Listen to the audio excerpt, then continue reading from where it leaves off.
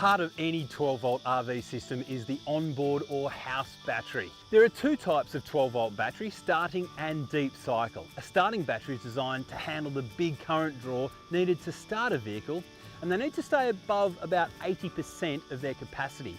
They're not an ideal RV battery. So what you want in your RV is a deep cycle battery. Deep cycle batteries range from the inexpensive wet cell lead acid battery to the premium lithium battery. A wet cell lead acid deep cycle battery is the cheapest option, but it isn't always suitable. A wet cell battery vents gas to the atmosphere, so it must be kept upright and in a well ventilated area.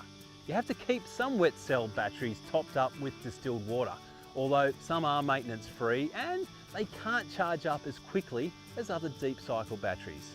A step up from the wet cell battery is this guy here. It is the absorbed glass mat or AGM battery.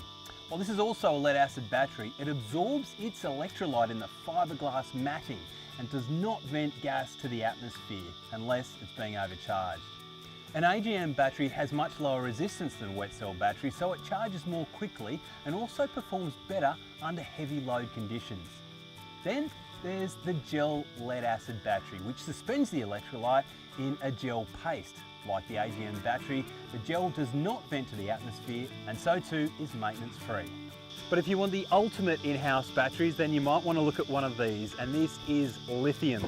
The beauty of lithium is that it can release energy at high levels while maintaining its voltage, and it matches perfectly to running 240 volt appliances through an inverter. But this sort of power doesn't come cheap. In fact, this box alone costs a shade under $2,000.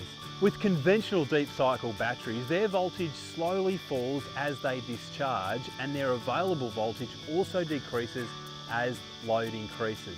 They're not good at discharging fast. Meanwhile, lithium batteries will give the peak power required and remain constant voltage even with a heavy load. In practice, that voltage is likely to be up to about 13 volts. Lithium batteries also will accept higher charge current than an AGM battery. You're not supposed to let an AGM battery drop to below about 50% of its capacity. But a lithium battery's charge lasts longer, as it will easily cope with a drop to 20%. You can't let a lithium battery run completely flat, although most quality lithium batteries will be fitted with an internal battery management system that will protect the cells in case of over discharge. Check though before you buy one. Now, like I was saying before, you don't get all this lithium battery goodness for nothing. To replace an existing lead acid battery bank with lithium batteries could initially cost you up to 2 to 3 times more, and your existing charging sources like AC battery chargers, solar regulators, alternators and DC to DC chargers may not be compatible.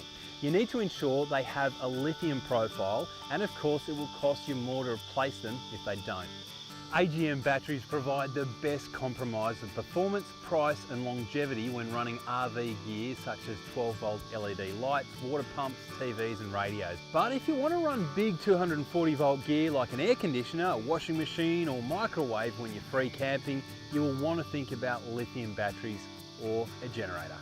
If you need more capacity than one battery can hold, you can hook up your AGM batteries in parallel. How many you link is determined by the size of your charger, but this setup will give you their combined amperage output while still remaining at 12 volts. The wiring should not be any longer than necessary and suitably rated to do the job. Make sure the batteries are mounted as close as possible to avoid any voltage drop. However, linking lithium batteries in parallel needs care. You must refer to your battery manufacturer requirements on this. It's all to do with what's called cell pack balancing, and it usually needs to be set up with dedicated balancing equipment. Lithium batteries with inbuilt battery management take care of the cell balancing and can normally be joined in parallel to create a larger battery bank. Linking lithium batteries without these management systems can cause problems, as the lowest resistance battery in the pack will do all the work. It's possible you might be better off getting a higher capacity single battery pack to run your high current draw charge gear, or look for a battery pack system that will meet those requirements. So where should you actually mount those house batteries in your RV? Well, keep in mind that an AGM deep cycle battery is pretty heavy. They can be up to 30 kilos. So you want to mount them forward of the axle and nice and low in your RV. Lithium batteries, they are often around about half the weight of an AGM battery, but you still want to mount them forward and nice and low. But you can go too far forward. Some people look at this beautiful long drawbar and they think, well, I might throw my battery in a battery box out the front there. That's nice and forward and low, but that's going to be too far forward and it's going to adversely affect the bore weight of your RV.